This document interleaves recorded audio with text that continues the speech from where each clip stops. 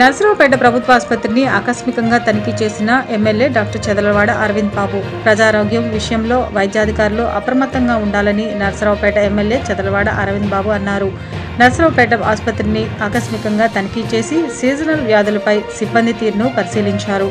జ్వరంతో బాధపడుతున్న ఆసుపత్రిలో చేరిన వారికి అందుతున్న వైద్యం సేవలను అడిగి తెలుసుకున్నారు.